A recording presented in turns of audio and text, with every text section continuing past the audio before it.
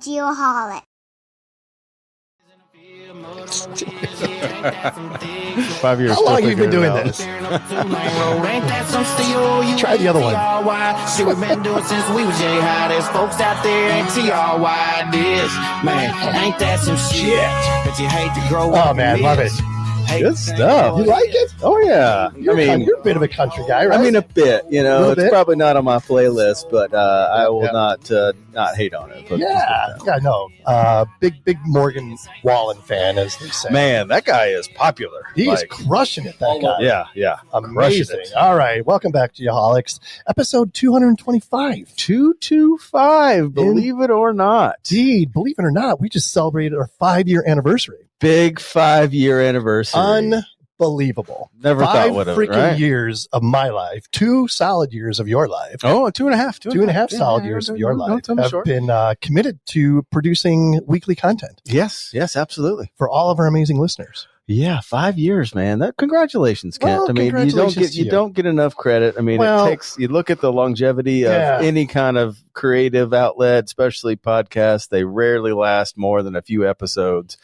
5 years and 200. If you add in all the other stuff, 280 episodes of content. That's unbelievable. Yeah, it's amazing. Yeah, when I look back at it, I instantly become humbled, and I am definitely one of those type of people that deflects any credit, right? And I will continue to say that it wouldn't have been possible without producer Jake, without Big Shoots, without yourself, Connor O'Gorman, the whole crew, PETA, Mark, Nick, Russ, our new addition to the family. All our great friends of the program through the years. Friends of the program, listeners, anybody that gave us a download. It's unbelievable. Obviously, the great people on our Patreon. Patreon folks, love those folks, of course. Just got a new one this week, as a matter of fact. Saw that. Yeah, so things are definitely moving right along.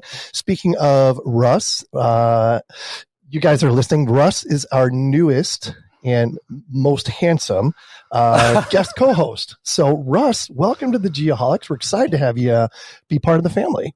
Thank you. It's a pleasure to be here. Yeah, it's great to have you. And we caught up with you most recently at Topodot Users Conference. Which was awesome. And there were some cocktails involved, of course, but next thing you know, it's a big Geoholics Love Fest. And we're inviting Russ to be part of the show. Yeah, and here he is. No regrets. No regrets. all according to plan. Get you guys drunk and get on the show. There you go. Exactly. All right. Other updates. It is what's going on this weekend? The Women's Surveyor Summit. That's right. That's right. Happening this weekend. Yeah, it's happening. Yeah, right. Yep. And we got a couple of young ladies that we sponsored to be there. And, absolutely. They've agreed to take pictures and tell stories and all that good stuff. So looking forward to what they shoot out there. Looking forward to that. Yeah, it's going to be great. So what's new with you, buddy? Oh, every time I say not a whole lot, but it is quite the opposite. What's going on? For what's supposed to be the quiet summer and you're supposed to recharge, it's quite the opposite. Yep. A lot of good things are happening, both professionally and personally. We're getting excited about the upcoming trip. Oh, Energeo. Energeo. The Geoholics will be there again this year. Yeah, we like to the wife and I like to parlay that into a little getaway. So once it's something about the difference between planning and thinking about a trip and then booking the flight.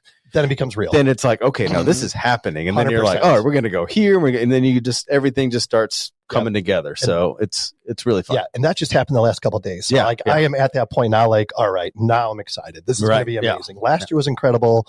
I have no doubt this year is going to be incredible as well. So what about you? What's new with you? What's new with me? Not a whole lot. Really been watching a bunch of Olympics. Oh man. Yeah. Don't get me started. It's awesome. You watch it? Oh man. I recorded everything. So when you go to use YouTube Live, you go to the recorded side, it's just all Olympics. Do you have a favorite sport? No, I really like them all. I like some of the obscure stuff that you just don't normally see. I was getting into archery and some of I think the stuff. archery is super cool. What's really cool is I have a 7-year-old daughter who just thinks a lot of this stuff is just awesome. She's still in swim class and does that. And then seeing professional swimmers. So cool. She really loves gymnastics, seeing that team and how awesome they are. It's really cool for her to get engaged. And then oh man, there's some awesome people out there, especially women that are just commanding in the world. Love it. I can't do it like the TV can, unfortunately, but it's a really good experience for her. It's awesome. But you know what you could do? You could identify as a woman and participate in women's boxing. No comment. And probably win a gold. That's your only chance. I hate to tell you this, but I probably would not. Probably would get my ass beat, and rightfully so. I feel like a lot lot of guys would lose. Yes, I don't know if you guys watched that, but they're like peak we athletes. all would have gotten our ass beat. Yes. Oh man, that's awesome. Yeah. So I'm just getting caught up on the Olympics and stuff like that. Oh, I have been binge watching The Bear.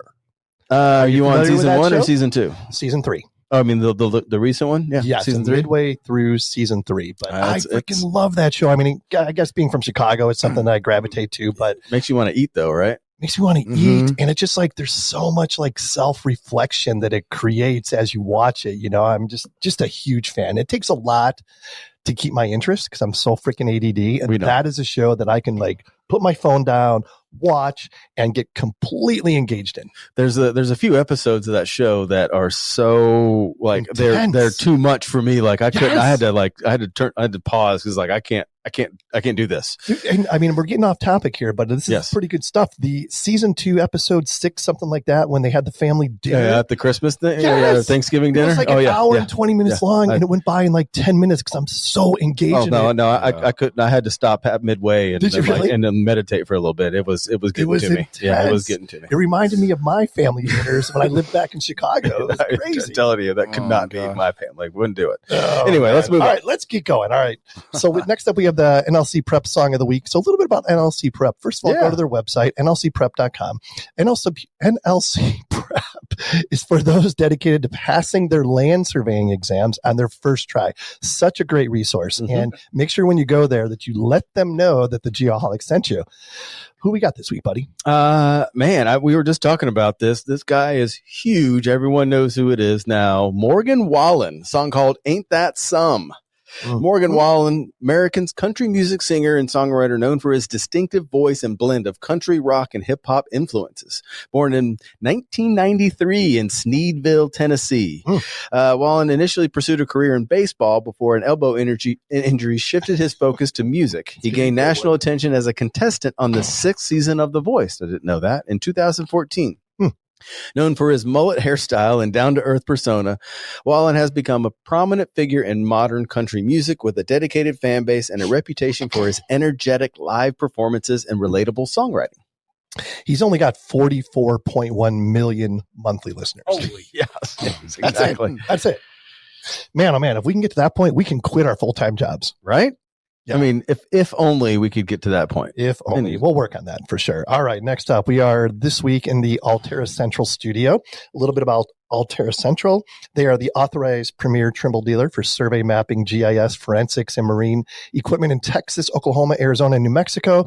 They have 8 offices and provide sales, rental, repairs, and support for the full line of Trimble products: GPS, GNSS receivers, robotic total station scanners, Seiko accessories, mobile mapping systems, used equipment and field supplies, including Juniper receivers and tablets, LaserTech True Pulse rangefinders, and micro drone UAVs. That's a lot.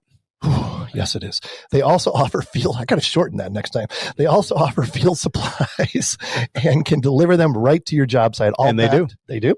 They are all backed by service department with one of the fastest turnarounds in the nation. To find out more, go to alteracentral.com. And I had lunch with Scott Spears last week. Did you really? Good old Huge Scott Spears. Fan of Scott Spears. Oh, man. I love that guy. I mean, never a dull moment when Scott Spears is around. No, I feel like we're brothers from another mother, to be honest with you. He's from Chicago as well, so we have that's what it is. Yeah, he's looking good. He's lost a bunch of weight. He's looking healthy. I love hanging out with that guy. I mean, it's pretty hard not to. Indeed. All right, next up, the GeoMax Weekly Service Pro Tip. To find out more about GeoMax, go to geomax-positioning.com. What do you got this week, producer Sean? I like all of these. If you're a customer service person, this is going to drive home a lot. And some of the stuff I hadn't heard before. So here we go. Give credence to customer complaints when they occur. Harsh words are not always indicative of insight, and complaining customers are not always a sign that something is wrong. Be that as it may, sometimes great feedback is buried within the vitriol. Give credence to every message. To stay consistent in tone and process, use the CARP method.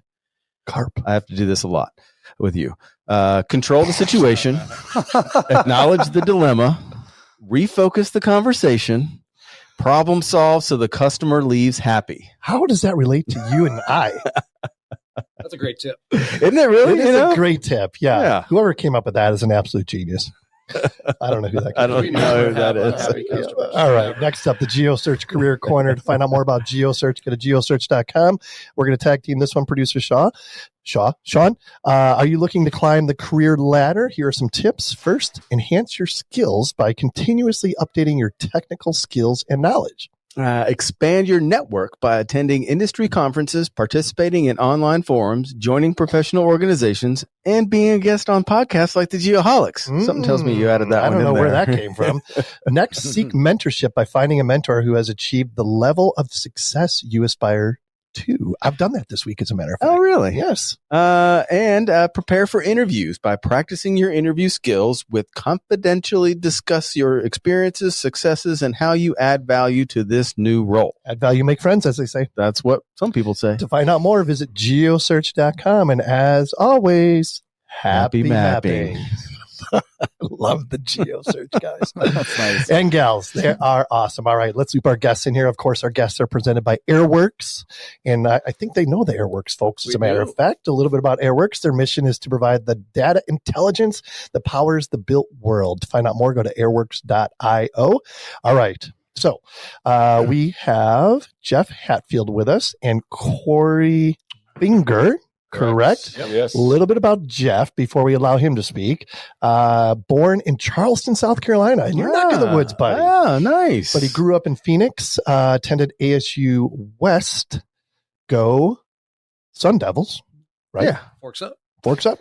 Job currently is VP of Sales and Marketing at SkySkopes, and his passion is helping people reach their full potential. And Cory, a little bit about Cory. He was born in Williston, North Dakota. Attended North Dakota State University and University of North Dakota. Did you do any curling in North Dakota, by the way? I did not. No. Well, you could saying it like Nothing that. on the ice. I think that's how they say it there. He is the Chief Commercial Officer at SkySkopes, and his passion is solving problems for customers and the industry. Geoff and Cory, welcome to the Geoholics. Thanks for having us. Appreciate Yeah. it. This is going to be a great conversation, I have a feeling. But before we get into the meat of the matter here, we have to do the Trimble Geospatial Icebreaker, of course. Trimble, of course, is dedicated to big thinking innovation together with their worldwide distributor partners. The Trimble Geospatial team is working with current and future generations of surveyors for a more sustainable future. Find out more, go to geospatial.trimble.com. Here's the icebreaker. Finally, if you could instantly change one thing about the world, what would it be and why? And Geoff, I'm going to let you go first. Oh, no pressure. For me, I would say I think everybody out there lacks a little bit of empathy. We're all on our way to the grave. So I think for us, it would just be openness and trying to look through other people's eyes. I like that one. Okay. I like that one. I need to be more like that, 100%. Cory, how about you? Mine might be more general in nature and common, but I would say war might be the one that I would stick to just because of Good one. the ramifications that come from that. And Love it. innocent people involved. So no one wants that to happen around the world, and obviously the United States involvement. So I would just say stop war. Stop war. And there's plenty of that going on right now. Unfortunately, it's you don't watch the news is my advice. Russ, how about you, buddy? Good call. Oh, interesting question. I guess I guess pointed if to I him could like change you can see. something. Yes, he's I don't. I guess It's so clear. I feel like he's here with us. I guess it's in a similar vein, like if everyone could get everything they need, basic services, right? So if everyone had access in the world to potable water, food, place to sleep, like that, the basic things that we all need. Yeah, the world would be a happier place. But also just being more altruistic, like you said. I think if everyone was nicer, it would change the world drastically. Get it? We've got such a nice group of guys here tonight. Yeah. What's yours, Sean? And I know you've probably answered this before. I have. But you know what? I think it probably changes on a daily basis. Well, it does. Here recently, I would say if I could change one thing, it would be that I'd never be cold again. Like, let's just eliminate being cold. So I'm the opposite. I don't want to be hot anymore. Well, that's why we don't get along. That's why we do get along. Opposites attract, as they say. What is yours? I know you thought about this. That's it. No, I mean, I'm like, change the heat aspect of Phoenix right now, because it has been a shitty summer. That's for sure. Oh, it's fine. Horrible. Horrible. No, it's not fine. Oh, I love it. It's been hot down in Florida. Oh, it's just hot. Like the whole south part of the country has been miserable, I swear. All right, let's get into this. Let's get to know our guest a little bit more. Yeah, let's do that. All right. What do you want to ask him? Well, we've told them their bio, but we haven't exactly gotten the spiel. You know, we need the first elevator pitch of, Here it comes. You know, what do you guys do? Tell us about the company you're with and what you like about it. We'll let the OG go. Yeah. All right. Yeah, Cory, you you're go up first. Okay. Sure. Yeah. I've really been with the company for 8 years now. So pretty much since it started being an actual company from a startup phase. So seen a lot of the evolution of it. People come and go, great people. And really where we stand today is something I think truly I'm proud of. Yep. And just the momentum and the different expansion and stuff we've had. So my background is in aviation. So I, like you mentioned in my kind of bio there, from North Dakota. University of North Dakota has a pretty world-renowned aviation program there. And they do have a specialty in unmanned aircraft systems. So I both got my commercial certificate and my bachelor's in aeronautics that included unmanned aircraft systems. Can I ask real quick, why is that? How did that become a thing in North Dakota to be the renowned of unmanned aircraft? I think something that they kind of coin a lot is open skies. Okay. When you look at North Dakota Makes from sense. an airspace perspective. There's not a lot of things to hit if you get out on core. Okay. Yeah. Got it. So they did get a test site there as well from an unmanned aircraft program from the FAA. So that's another aviation aspect that they were able to clear and do BVLOS and other opportunities to just expand what those systems can do. But yeah, I think it's the cold weather's not fun up there, you know, from an aviation aspect when you're pre-flighting a plane. You know, maybe Kent, you want to go up there and cool off from Arizona, but let me, the winters. Well, I don't want it to be too cold. No, there's a limit to my my tolerance of cold. That's for sure. I do have to ask though. You said something. What's pre-flighting a plane? So really, and this goes for airlines and pretty much the industry as a whole, the pilots, whether it be the first officer or captain, they're going to walk around the plane and perform a checklist of items that they're looking for to make sure the aircraft is airworthy before they take off. Okay. All right. Fair enough. Yeah, nice. So if I remember right, in your bio, you mentioned that the company when you first started was like 5 people. Is that right? That's, pretty much when I joined, there was 5 people involved. 5 people. And how big are you guys now? We're over 130 people. Oh, right my goodness. And how long ago was that? 8 years ago. Wow, nice. That's insane. Yeah, that's tremendous growth. That's tremendous, Congratulations. That's incredible. That's incredible. So what do you contribute to this, Geoff? Not a lot. Not a lot. No. So what's funny is today's 3 years to the day I joined SkySkopes, literally August 1st, 3 years ago. I lead all the frontline sales activity and kind of customer engagement for SkySkopes. So I would say I'm the best hire that Cory's ever made.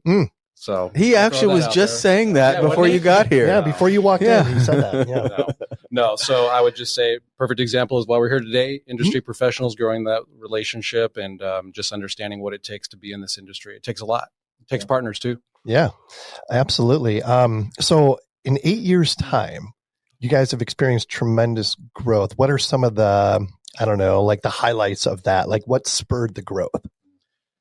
Yeah, really, I think it started with, because we, built our foundation around unmanned aircraft systems, drones, as, a lot of people will call them. We saw the limitations of what they could bring to the table at the time. And still today, there's limitations to where they should be applied in the industry, whether it be geospatial mapping, inspections for utilities, the oil and gas space, infrastructure, et cetera. That we started to see an avenue to expand into other platforms, which helicopters came into the fold for us, and then fixed wing aircraft as well. So that kind of really brought the opportunities to expand the kind of horizons of what we're doing as a company from a service perspective. And with that, it's just going to naturally come with people and growth and the expansion of the geographical territories we're in. So going from the Midwest, North Dakota, Minnesota, kind of South Dakota, Montana regions, now to, from Texas to California to the Northeast and East Coast. Yeah, it's pretty incredible to see it all come together. That's awesome. So are you, what is it, a licensed or certified pilot of some sort? Yeah, so I have my Part 107 as well. Sure. I actually started as a drone pilot at one of the first full-time drone pilots for SkySkopes. Wow. Was my original role.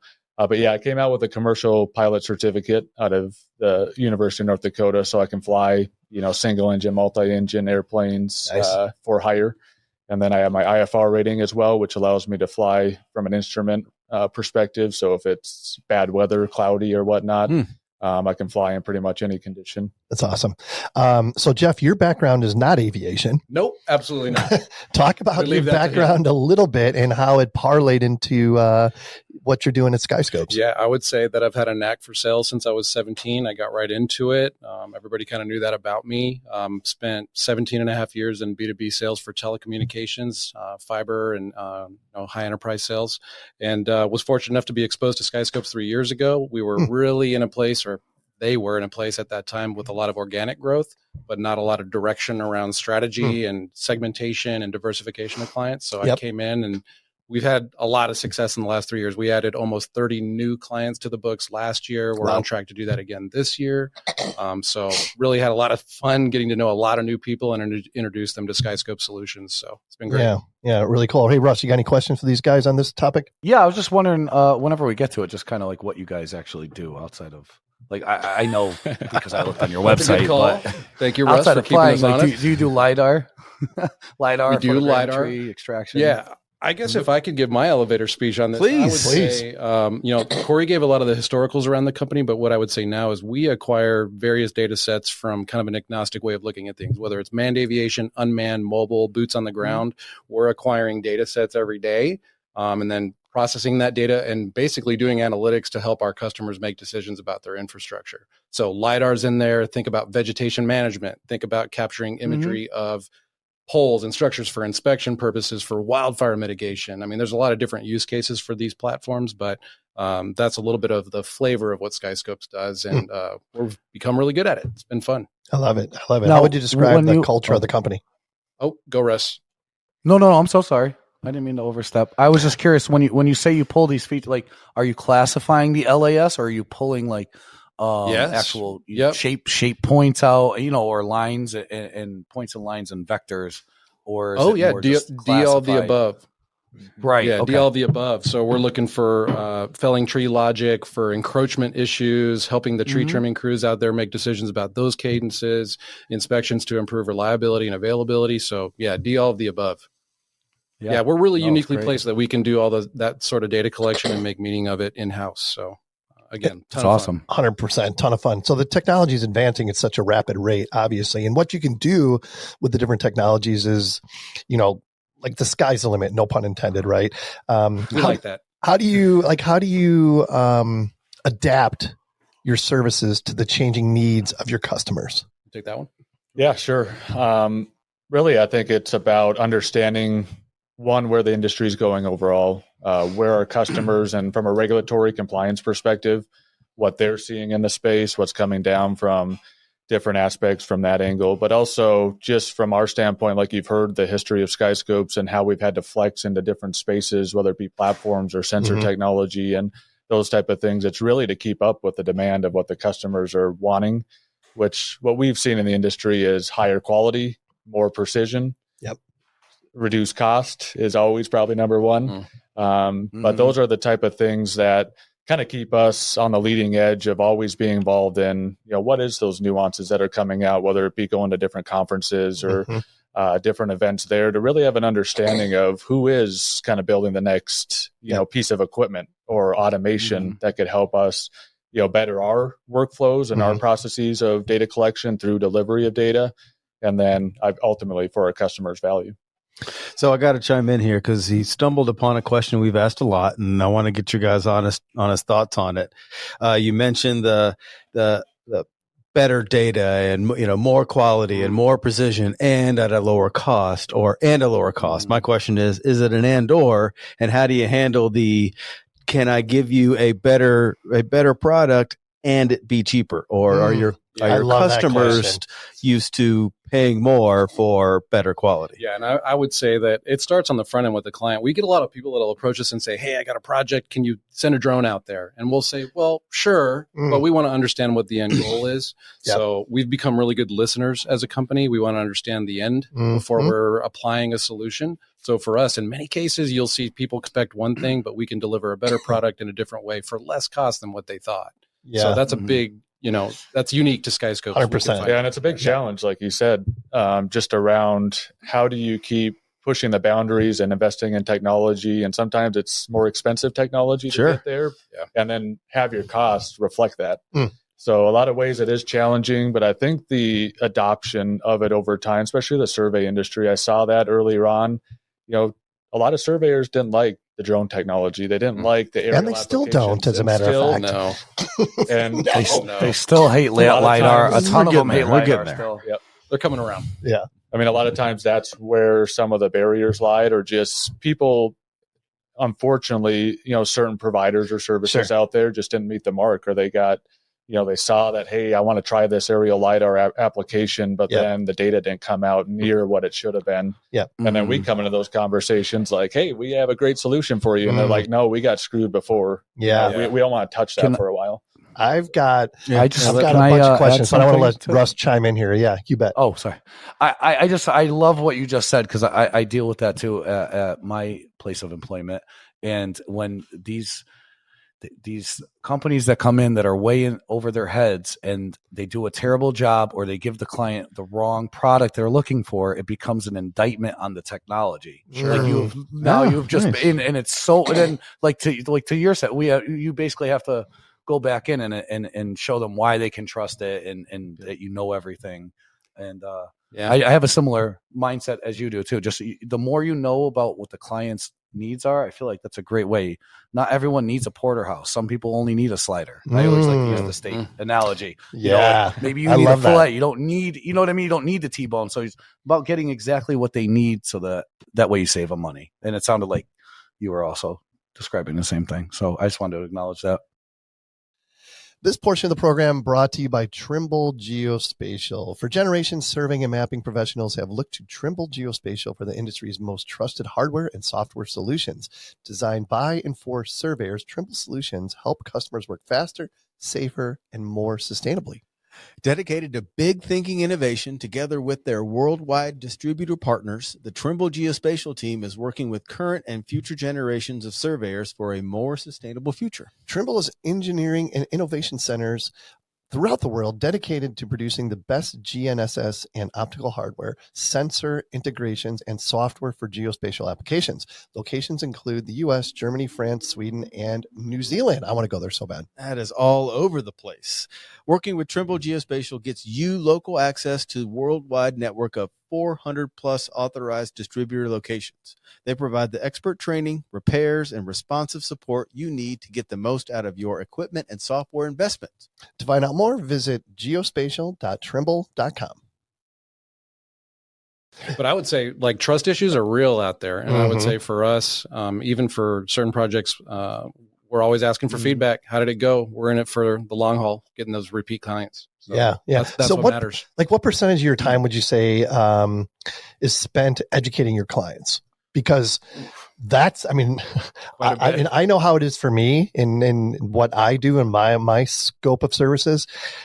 It's a large percentage of my time educating clients, and clients appreciate when you take the time to educate them. Talk about that just a little bit. I would say on the front end, that's the most critical piece. We're spending sometimes days, weeks, months, kind of getting them familiar with what's out there. Not necessarily just our solutions, but what's just there. You know? So specifically, how do you do that? Or what's the most effective way you found to do that? Yeah, it's tough. Educating your clients. What's the value add? Yeah, I would say remotely it's tough, but we've gotten really good at using tools, Zoom, Teams, demonstrating things visually. I'm a visual person. Most salespeople are. So I would say using use cases to define what the end result could look like. So if they have a desired result, what have we done in the past that we can illustrate for them and show them and create that trust. So you're a big screen share guy where it's like, okay, now this is what it's going to look like. Yep, we're pretty good at using Teams. Yeah. Create that trust. I love the word trust, definitely. Russ, I know you play a lot in this space as well. In you being a professional surveyor, you have a unique perspective where you can provide the value on the back end. Like, hey, this is the technology that we should use for this application, right? Mm-hmm. Yep. Well, because a lot in surveying, there's a couple. So there's reality capture as a deliverable, which kind of falls more like what you guys do, and then there's reality capture as do I want to use a total station? Do I want to use a digital level? Do I want to fly a drone? Do I want a mobile? You know what I mean? It's a tool to a surveyor's toolbox. Mm-hmm. And then there's also where it's the commodity itself. So being in the survey world, when you have those ones where it's just a tool in the toolbox, you're putting your certification on it, right? So it doesn't really matter how you got there. You're standing on that. Mm-hmm. Yeah. As far as I am curious, do you guys validate your data in-house or do you have your clients validate your data to make like ASPRS certifications and stuff like that for ground truthing? Yeah, that's a great question. And that I think it relates a lot to the partnerships we have. So in this space, I think that those close relationships, and like I mentioned earlier on, when there was a disconnect or just not coming to the kind of same areas when it comes to us as an aerial provider and a surveying company or a certified surveyor, professional land surveyor. And once we kind of married those, as far as let's build a relationship and build trust around that, now we both have skin in the game as far as you need to trust us to collect the precision of this data, especially topographic data that you're stamping your approval on. And what you guys do from a traditional standpoint, this aerial capture, whether it be from a drone, from a helicopter, from a fixed wing, or even mobile, we have those type of solutions. You need ground control to ultimately tie in that vertical accuracy. So I think that's really built our relationships with those individuals, and they're a part of our process. So to your point, Russ, they are integrated into our delivery because we need that, licensed individual involved. Yeah. No, it's great. And I think to your other point too about evangelizing people, I think what I've been doing now lately too is not only the client ones, but also like everywhere. It's just a rising tide raises all ships. Right? Trying to get everyone, like when you guys get more light of work, when I get more light of work, when we all get it, it makes the general public just more aware and want it more, and it's better for everybody. Yeah. So good point. So many great points made already. So something that Russ mentioned was the commodity side of it, right? Like there's a lot of companies that do what you guys do. How do you avoid being caught up in the commodity side of it? Yeah, I would say from my perspective, kind of leading the front line, what we have found is kind of our niche, right? We're not the hugest organization out there. And some would say, well, you can't map a whole state. Well, that's great. That's not in the niche that we're in. I would say what we've perfected is workflows in our space, and we know how to do them really well. We know how to qualify. So if we know something is out of our wheelhouse, we're going to say it. And we have partners that can take that on. And vice versa. Even if it's too small, we've got other partners. So I would say we know where our space is. Yep. We know the boundaries, right? Yeah. And I got to say, Geoff had invited me to come and visit the operation here at Deer Valley Airport. Yeah. Had a great visit with you and your team. And you took me to some of the hangars and stuff like that. And ridiculously impressive. I saw a couple Cessnas there, the helicopter sitting there with the LiDAR unit attached to it. It's legit. That's words. Cool. It is so freaking cool. Yeah. And one of the hangars, there was probably, I don't know, 200 boxes of drone equipment there or something like that. I mean, your drone fleet is unbelievable. Yeah. Big time. Well, that's a good segue into what I'm curious about. And I love asking all right. So you mentioned use cases and, all right, I'm not going to say it too generally, but everybody knows about vegetation, all the things. Sure. Give us some cool use cases that maybe we haven't had on the show before, or something maybe we had with something new and exciting. What do you think? Like, and as much as you can share with us, before without violating any NDAs that any HIPAA laws. Yeah, exactly. We got HIPAA laws. Is that what you said? What about that German one? Yes, I love it when they're like, can we talk about no, this that's one? a no-go. Dang it. We're doing some pretty interesting things out in California. So it might not be something flashy and whatnot, but really combining ground-based inspections with aerial technology. So as we looked at the survey aspect of traditional surveying with bringing the aerial component more into the fold more often and consistently, we have helped perform that in the inspection space for wildfire mitigation and other efforts. So if you look at the traditional means of inspecting infrastructure with ground-based people just visually checking off, hey, I see this, I see a crack, I see this damage, whatnot. The aerial component gives you that perspective that you just can't get from the ground, as we know. So now we're bringing those two together, marrying them similar to the LiDAR approach. And that's gone very well so far as how that approach lessens the impact to customers. Now you have less touch points, you're doing things more efficiently. And I think some of the edge capabilities that we're working towards, and AI and ML, we'll probably talk about that at some point here. But those edge capabilities, as we look at putting systems in place on the technology itself. So this is computer vision. This is other things that are going to be able to real time start seeing things before the humans involved and or a computer in the background processing that. You're going to take a step back. Computer vision, you know. Gonna have to elaborate. You're going to have to elaborate for, us dumb civil engineers that don't. Is this a metaverse thing? It feels like it. I feel, I still own your house in the metaverse, so I'm going to evict your ass. Please elaborate. Yeah, sure. So computer vision from the sense of what can these sensors, let's say optical imagery. So we're looking visually at things, and whether it be, maybe it's ortho imagery, maybe it's a video or still cameras that are taking pictures of things. How does that real time be able to give feedback? And what we're looking at is a lot of the aspects and workflows and things that we do as a company have manual intensive individuals involved. So when you look at a sensor operator or someone who's trying to get this high quality data and they're manipulating controls of different sensors or doing different things there, how could technology, computer vision, recognize things? Let's say it recognizes the pole itself. It recognizes that it's within the boundaries of that KMZ for the right of way when it wants to map. And it just keeps that sensor or that feedback loop automatically in nature so that the manual intervention doesn't have to take place. Interesting. Russ, you got something to say over there, buddy?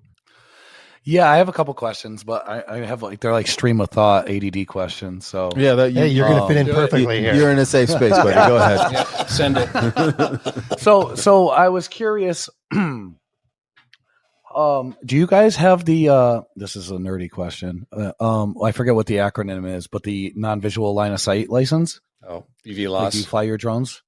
Yes. Yeah, we've done different operations in that space. I would say most of it's been under SGI related rules. So that might be something that's new to a lot of listeners or just people in general industry. That's special government issuance rules where if there's emergency operations that need to take place, hurricanes, disaster response. In California, PSPS events, power safety public shutoff, for those purposes of, hey, we need to shut down the power, create an outage because there's a fire risk, and we don't want that to be the cause of further escalation of problems. So it's safer to just shut down the power. But how do we get that power re-energized as quick as possible? So one of the projects was around drone technology, helping helicopters and other aviation assets do that. And we flew out probably 4 or 5 miles at a time doing those type of operations, patrolling. We've done certain operations with, like I mentioned, the test site previously in North Dakota. These would be either wide area mapping type projects or just other research. And NASA was part of some of those as well when you look at the integration of this technology into the national airspace. So we've kind of been a part of certain opportunities, but we haven't invested, I would say, as a company too heavily in the lobbying aspect and trying to get our specific waivers in place, mainly because I think we thought this was going to happen 5 years ago, 6 years ago. It's kind of stalled. Now you look year over year and it's slowly progressing, and you can dump millions and millions of dollars into it, which we're kind of in the situation of, let's make sure that we have the best processes in place with what we're given right now and the space of the regulations, and then we'll be ready for those rules to come out and expand as they move along. Why do we think that stalled? I think it's a safety factor. I think the FAA is just not ready to put their sign of approval in a lot of ways for it to expand. I know they're looking at infrastructure to be a part of this equation where you can use almost like highways in the sky as the power lines and whatnot. But then that creates hazards or other safety things for the power line companies that either have other patrols going on or things. So. Sure. How are things like Amazon delivering via a UAV or Domino's Pizza delivering via UAV? How is it affecting the space, or is it? I think it is progressing it, but I think they are finding the unique challenges of trying to make it happen at scale. I think it's very niche right now as far as when you look at where they're deploying either delivery services for Walmart or, like you said, Amazon and other, goods that people would have on a day-to-day basis. The economics behind that are really hard to piece together. I have a question about like your footprint of services. I mean, you guys have your own aircraft, whether it be fixed wing, helicopter, drones, what have you. Like what does the footprint look like? Is it nationwide? Is it in the West? I mean, what is it? Yeah, I think really what we saw happen throughout the progression of the company was the seasonality started to hinder the business's growth. And really that was from a Midwest perspective. LiDAR is one of our premier services and something that we have found a lot of good, trajectory in, but you can't survey and perform LiDAR services on snow. It's just not going to get you the penetration and the bare earth topography you need to get from it. So we started to really realize that, we needed to get to the southern spaces as far as the states and get into those warmer months. So what we saw here, or where we saw the progression, was Texas was one of those hotbeds that we really noticed a lot of development, renewables, oil and gas space, and just infrastructure in general. California has been a pretty hot market, when it comes to just everything they have to offer, whether it be utility related or mapping related. We did find our home here in Phoenix, which we have a lot of operations out of the Phoenix area, and then Arizona as well. So I would say, from a Midwest, we still have a pretty good presence, but Texas, we have a pretty great presence in, Arizona, California, Colorado is probably that other space that's pretty common as far as projects for us. And I would add that, when a plane or an asset's on the ground, that's not a good thing, right? So what we found is a lot of efficiency. In fact, that if a plane or any asset's moving, what other projects can we absorb along the way to or from? And, we've got different hangar space across the country that allows efficiency to take place, saves clients money to that earlier question, and doesn't sacrifice data quality. So that's been a big win for us in kind of strategic mobilization points around the country. Yeah, it's kind of like trucking, if you bring something out to California and then they come back with something else. Yeah, no, that's really smart. Logistics. Yeah, for sure. Yeah, that's a great point, Russ. Russ Hall, everybody. Russ Hall. Hey, it was my one. Look at this guy. We all get one. We all get one. Good times. Yeah, no doubt about it. You got some? No, go ahead. Oh, go. So talk about like strategic partnerships. Is there anything that you can talk about as it pertains to that? Collaboration, that type thing. I mean, we're all in the business, and collaboration is something that you have to be open to. Rebecca. Yeah. I can name a couple that have been pretty instrumental in some of the things that we've done as a company and just progressing technology and really finding more solutions and services for our clients at the end of the day. Phoenix LiDAR system has been one of them, and they have really put together an integration package that's pretty seamless, user-friendly. And we found just a lot of good just workflows from that package. It comes from the Regal sensor fleet. So the VUX. Yep. You got the VUX 1 series. You got the 240s that we have in-house. You have the 160s, the 120s, the kind of the Ranger series, they call them. But yeah, just a versatile amount of sensor technology that can be from an entry-level individual that just wants to get started, one-man shop, or just a couple people, to companies like ourselves or even bigger companies that are deploying these $500,000 type sensors, on aerial assets. So they've been instrumental in just keeping up with the latest on their side, and helping us just be more efficient. GSS, not really related to mapping, but more inspection related, gimbal technology that we deploy on our helicopters. They have been instrumental in really taking utilities in this facet to the digital world. So, and that's something that we're pretty passionate about, is that digital transformation process. From a LiDAR perspective, you look at digital twins and all those fun things. From an inspection standpoint, it's, hey, let's not just write down all the issues with the structures. Let's actually collect information on them. Yep. And that's where these gimbals have really aided us in being able to collect that information from an asset of that amount and size. Yeah. Would you add any other? Yeah, I would say, a big one for us is what we found is we were collecting great data, and a lot of the companies, were using it in a very effective way, but just not really realizing all that value. So I would say Esri has helped us in a big way. I think they're our show sponsor, aren't they? They happen to be a friend of the program, yes. Jeff. Thank you so much for bringing that up. That's amazing. A valued partner of this the guy is a marketer. You can tell. I do my research. You know what would be even more amazing? If SkySkopes was a friend of the program next year. I mean, it sounds like the perfect marriage. It would be a good, I'm just planning collaborative partnership, of course. No, but they're definitely a partner for us. We've built our software around their backbone, and they help us realize the data sets that we collect and make them, meaningful to clients. So I would say Esri's been a great partner and helped us reach a lot of new places. Sky Utility, I think I mentioned that to you. You did. And, that demonstration of that product at Esri UC in San Diego a week or two went well with Esri's partnership. So great things from them. They support us. Yeah, super cool. This portion of the program brought to you by Cyanic Automation. I'm so glad to have these guys back. Cyanic Automation is a boutique software development house based in Canada. Y'all know how much I love people from Canada. Mike and Doug, love these guys. Met at Matricon in 2003 and worked on many projects for high-profile Fortune 100 companies. Mike saw a large market of SMEs that also needed to automate their processes, but at the same time was not being served. From this need emerged Cyanic Automation with the goal to improve human productivity and fulfillment at work via automation. Their enthusiastic, devoted, and highly skilled team works to deliver exceptional custom software solutions to small to medium-sized businesses. They have long-term relationships with companies in various sectors: government, oil and gas, finance, charities, nonprofits, construction, engineering, manufacturing, and many more. This is a result of their deep understanding of customers, businesses, and commitment to quality. Each project is of the highest importance, and every customer is unique in their eyes. To find out more, visit Cyanic with a C, automation.com.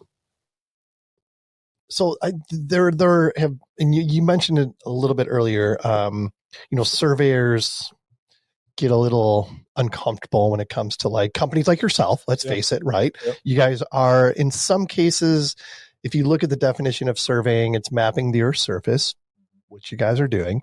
And I know there's been some upheaval. Was it North Carolina where there was recently, a judgment passed down that drone companies needed to like cease and desist until they had like a surveyor or something like that? Yep. Florida's been a state that Florida's like another one. Yep.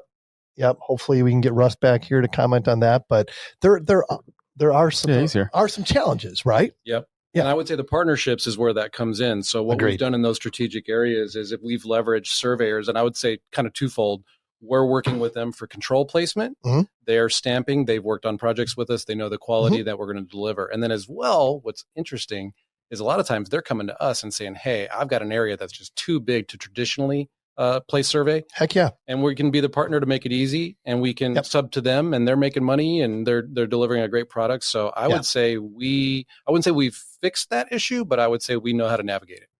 Yeah. So well said, Geoff. And so would you say that surveyors are accepting of the technology more and more? You know what I mean? I would say it's growing. I would say it's growing. Softening 100%. Is the word. Softening is a great word. Yeah. Yes. Yes. Yeah. And I'm one of those surveyors, and I'm just like, I completely buy into the idea of like a company like mine setting control, company like yours coming in, flying. Yep. We provide the control to you. You guys do all the mapping and everything like that. We do some spot checks. I mean, that's just kind of a common workflow at this point. What do you say? Yeah, we have a great geospatial team, Jared, who leads that, and Paul, and they do a great job of working with surveyors on truthing and control and verifying. Yep, all that. So we have workflows in place to make sure that surveyors are happy. Yes, exactly. It sounds like you like playing nice with the survey community. Yep. We got to win together. Those darn surveyors, right? Gosh darn it. So Russ, how about? I mean, I know we've had some technical issues here, but so Russ, I apologize. It just threw no, my. it's not, don't worry about it. Don't worry about it. Blame it on your wife. I will. Or your dog, or the dog. But like, there's been some challenges, right, Russ? I mean, you're being a surveyor and you play in the space, like I said earlier. There's been some challenges that surveyors accepting data collected by companies like SkySkopes and putting their stamp on it, right? Yes, there's a very huge apprehension, especially apprehension. There we go. That's another good word. Another great word. School surveyors. A lot of it. They look at it like taking jobs, right? Yeah. And I look at it like, hey, 25 years ago, you know how many people it took to do a survey? 5, right? Yeah. You had note taker, chain man, 2 chain men, blah, blah, blah, blah. Then you get an EDM. Now you lose a guy. It's just innovation. Then you lose you lose the 2 chain men. Then you get a data collector. Now you lose the note taker. And then now we're all the way up to 1 person crew. It's just innovation. It's crazy, right? Yeah. It's amazing. So they shouldn't be afraid of it. And then also it strikes me as odd too, the reluctance to adopt it, because if you can go out as surveyors, we measure things, right? We can go out and verify that data. Like no problem. We verify it and then it's good. You do your independent checks and it's good. So I think a lot of it is either they look at it like it's taking jobs, which is false. And then the other part of it is that they don't understand it, so they just don't want to trust it instead of checking it. Yeah. And instead of Yeah. And I would say it's created jobs. When I look at some of the surveying companies that have now launched programs to collect data or process data, and become more diverse as companies, that's what we're seeing more and more of. So that gives you faith that it's working. Yeah. Absolutely. Sure. And the jobs that it's creating, they're better. Just like with manufacturing, as they get more technical, the jobs pay better. They're better, more rewarding, technically challenging jobs. Yeah, but it'll always be a battle. It'll always be a little bit of a battle, and it just takes time. Doing the right thing. Well, anytime innovation is taking place, I mean, it's always a battle, right? Yeah, definitely. Absolutely. So, can I ask what you guys use to process your data? By process, I mean extract features out of it. You're probably more knowledgeable on that. Yeah, I got Airworks. You guys mentioned Airworks earlier. You guys are partnering with Airworks on some jobs, right? We are. That's pretty cool. Yeah. So we do have partners when it comes to certain feature extraction, break lines, planometrics, some of that different work. Some of it is, partners in the engineering space. Yep. GIS surveyors, free plug for them. Oh, look at those guys. Yep.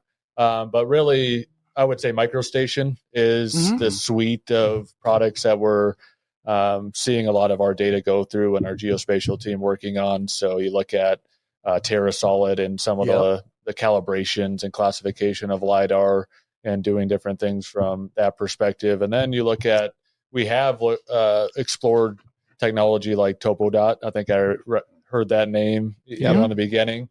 I don't know if you know this, but TopoDot is also a trusted friend of the program. There we go. I heard. Yeah. So wouldn't it be nice if SkySkopes was part of that fraternity? Just saying, that would be smelling a lot of synergy here. There's a lot going on here right now.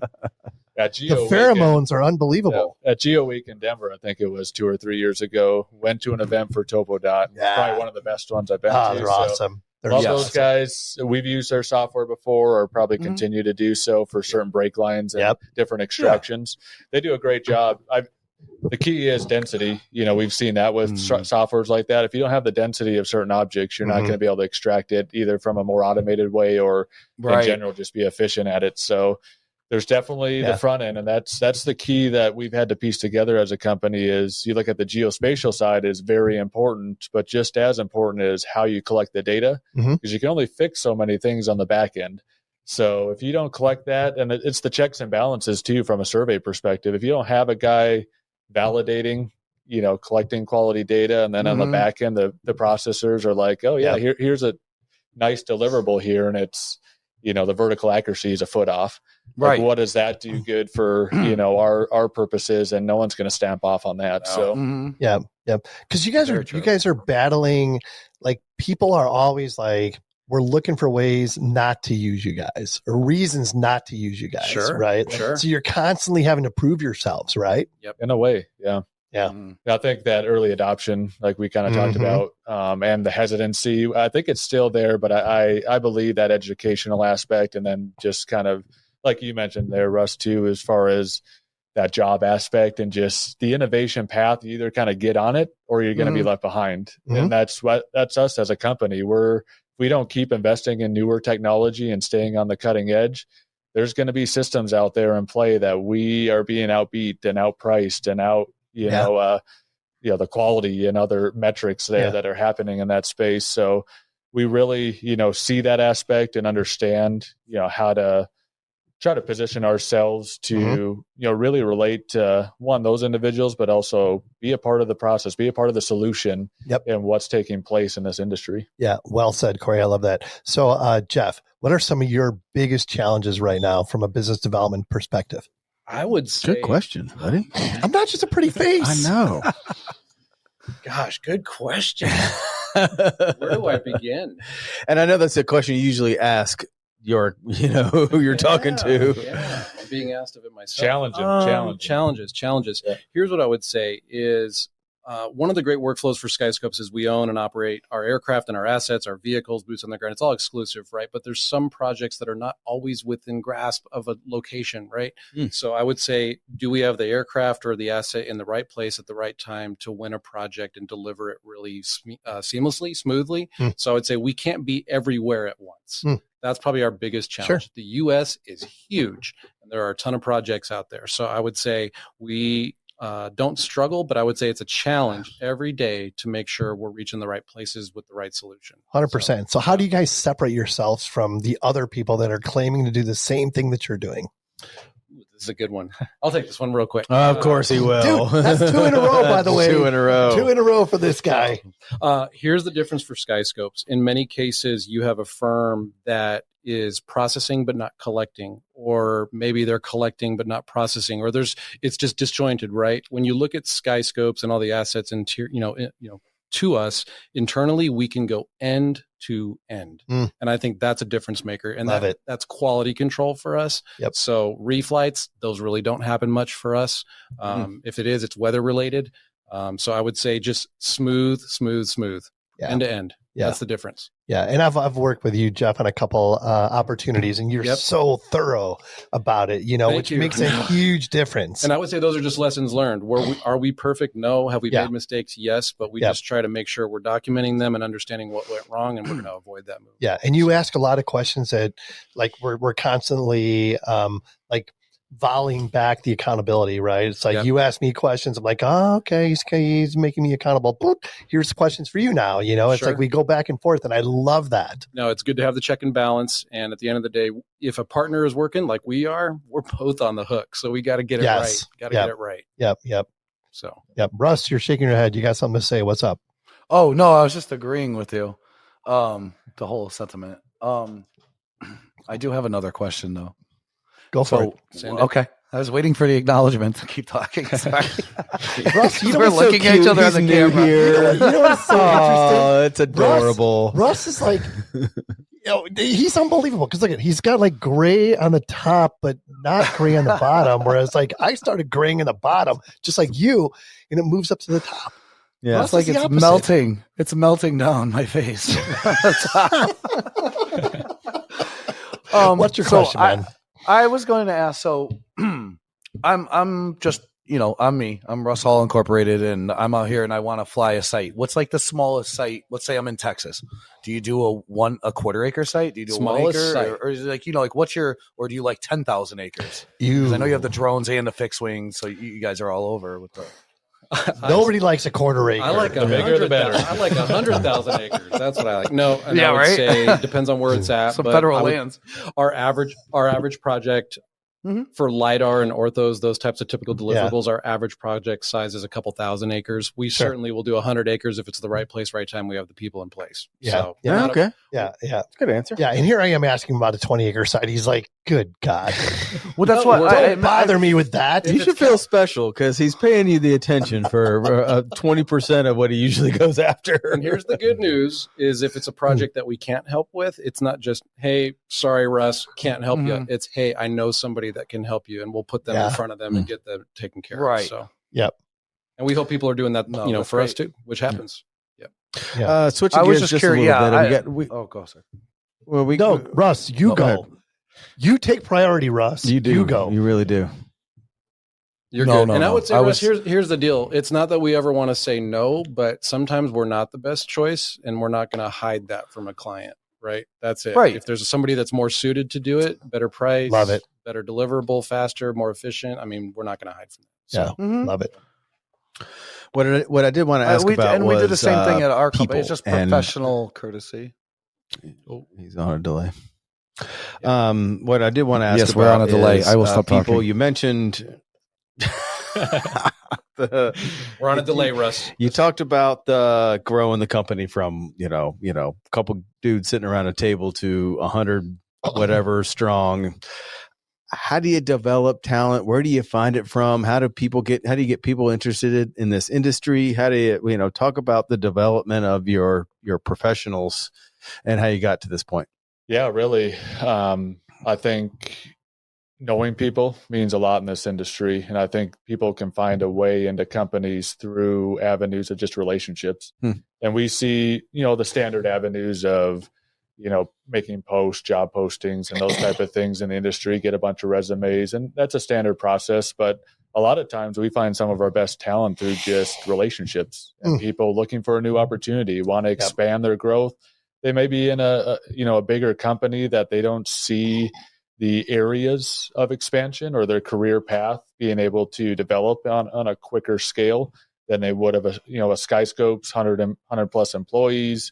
We're kind of challenging our employees to just think outside the box, give us solutions, provide your feedback. We want to hear your feedback. Yeah. And with that, I think that's just a culture that, provides collaboration, teamwork, and those type of aspects, but also allows them the flexibility to grow in their space. And I think that they're not at SkySkopes one of many. We're all kind of one team trying to, produce the results we want to get to from our mission and vision standpoint, and really, apply our values in the decisions we make and how we react and are, showcasing our talents and producing the results for our customers. So I would say that's kind of the number one thing I've seen in that space. I know, Geoff, you've hired, several people. Yeah. So, leading frontline people is always interesting. You're more of a counselor than you are. It'll be okay. I promise. He didn't mean it. It's not personal. It's okay. This is a whole other episode. Yeah, it really is. If you haven't had somebody cry in your office, you really haven't grown as a manager yet. So right. No, it happened today for me, as a matter of fact. Today? Yes. Oh, congratulations. Yes. And I've been fortunate enough to lead people in a place where SkySkope supports people internally and externally, meaning if there's an opportunity out there, we're not going to stand in their way. If there's an opportunity to learn something outside engagement, we're going to support that financially, time-wise, those types of things. The other thing for me personally is you can be a subject matter expert, but that doesn't mean you can handle stress and conflict and people issues and all those types of things. So I really try to focus on how I can help my people be better people, right?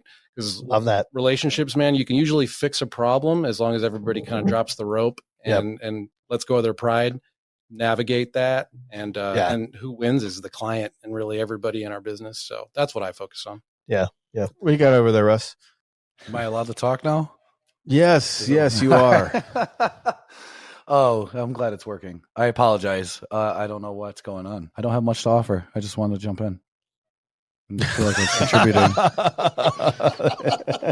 I just wanted my voice to hear. I just wanted to be heard. No, it's to that point though. I agree. We go through similar situations. I think having partners or people that you work with you when you can just everyone checks their ego and it's not a blame game. Like we just pencils down. Let's just collaborate. Let's just figure out, right? Work together and get through the problem. Come up with a solution. Yeah. How can we provide the best possible product? Right. Mm-hmm.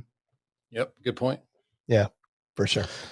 All right. So next one, we always ask, what do you see going the next 5 years? You guys are, you're talking about a lot of fancy shit. Let's not beat around the bus. I mean, technology is advancing so fast. How can you even project the next 5 years? It's hard to project the next year. But how do you see it going forward? I'll give you the softball. What do you think is faster now, or what needs to catch up? Is it a hardware or a software issue? Yeah, I think there's a lot of aspects of that on the front end hardware that can continue to improve. I think we see it in the technology of, let's say, UAS and how that's progressing. We see different players coming into play there. We talked about computer vision or other things that are happening in the hardware space. I think we're going to see that progress. I think we're going to see AI and ML be such a big player when we talk about automation and how do we eliminate a lot of those manual processes and how do we stay up on that as far as from our individual companies overall. Everyone, pretty much should have an AI strategy of some sort, whether it be your improving workflows internally, or you're working with data and other, aspects of information that you want to produce in a faster and more automated way. So I think that's a big thing. We kind of centralize a lot of our strategy around digital transformation. So when you look at the traditional means of how things are done these days, it's still pretty much a majority of how, the information gets stored from this aspect of human eyes, people documenting things maybe not coming from remote sensing or other technology. So how do we continue to see technology be deployed in ways that are either unique or just keep expanding into the space? And like we all talked about, trust comes along with that.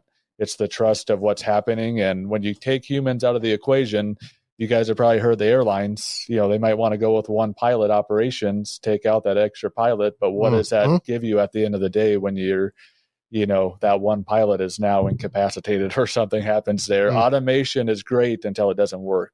Yeah. I'll stick with 2. If it costs me a couple extra dollars on my ticket, I'll stick with 2. Yep. Yeah. And that's the surveying aspect. And that's what I appreciate about those individuals and the professionals in the space is you take that person completely out of the equation. How do you know specifically that that's going to be right 100% of the time? It is very difficult because automation, coding, scripting, something can be off.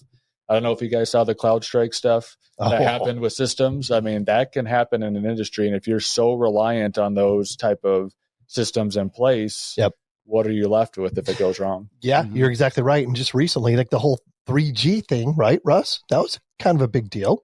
Yeah. Are you talking about with the for GPS? Yeah. Yeah. That was a pain for us. It was a pain. At Langen, for so a there's while. things like that happen that we have to adapt to. Mm-hmm.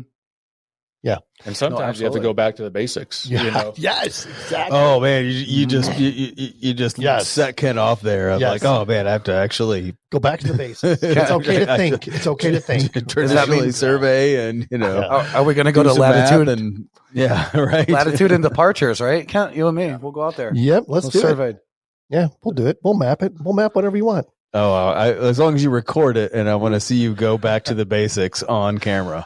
I would love to try to do just a traverse and close it with latitude and departures. A compass chain. Yes, I'm telling you, you talk about this a lot. But I would love to see it happen. Abraham Lincoln. I will rival Abraham Lincoln. I want to see it in action. We'll be Lewis and Clark. Grow Hall. Yes, let's do it when I come out there. Let's do that. I would love to see how accurately.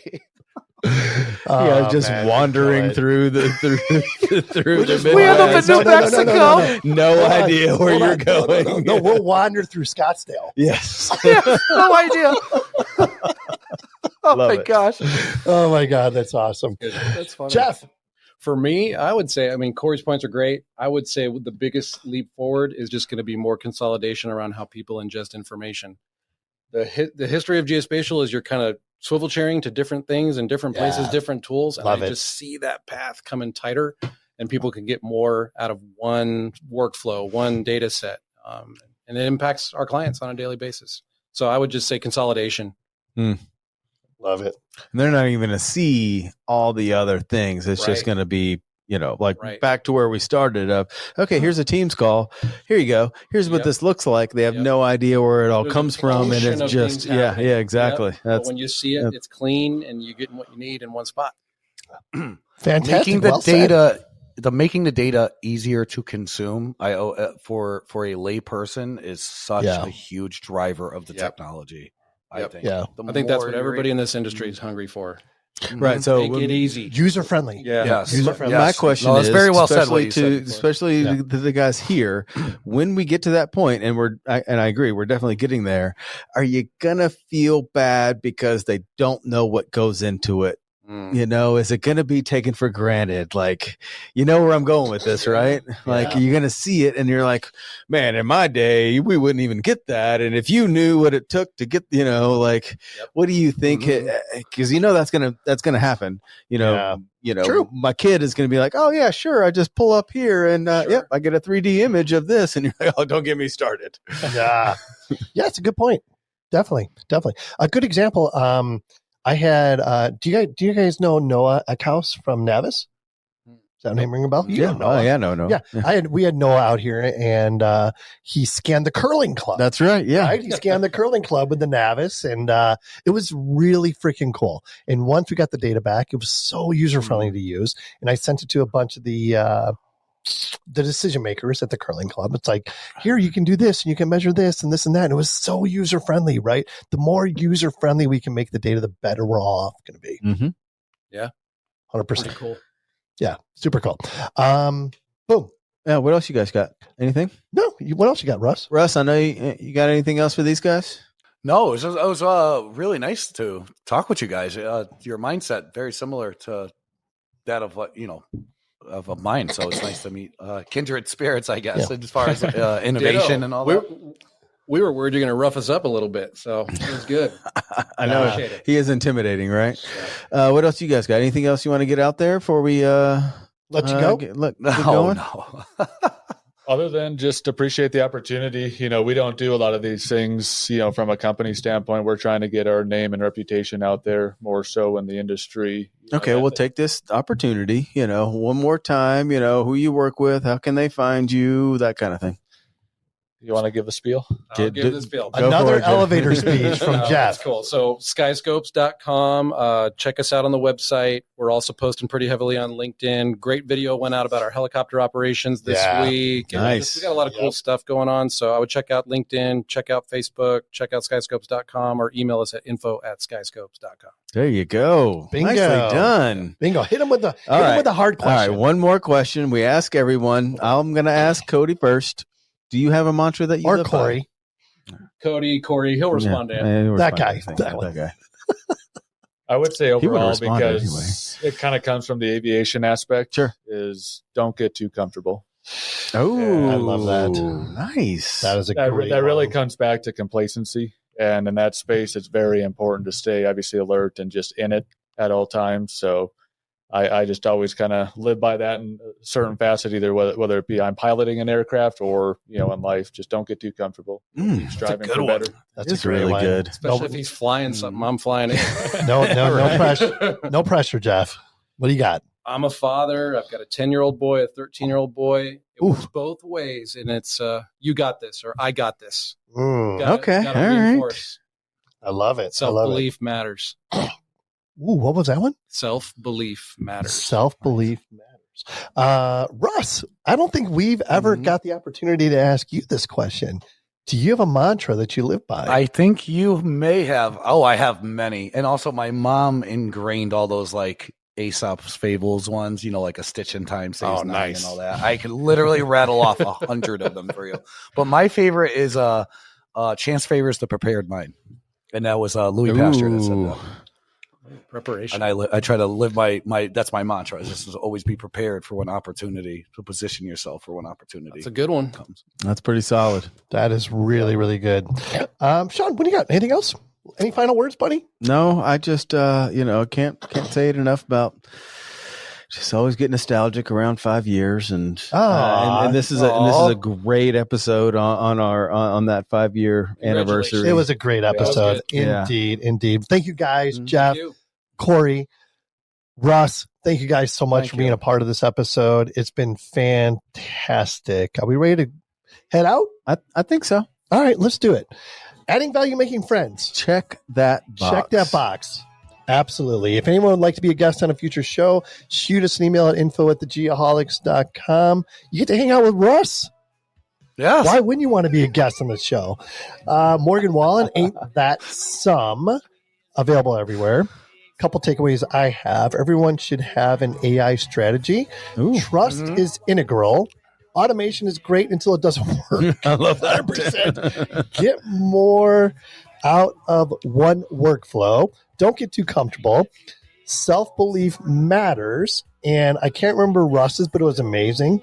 In the meantime, SkySkopes.com.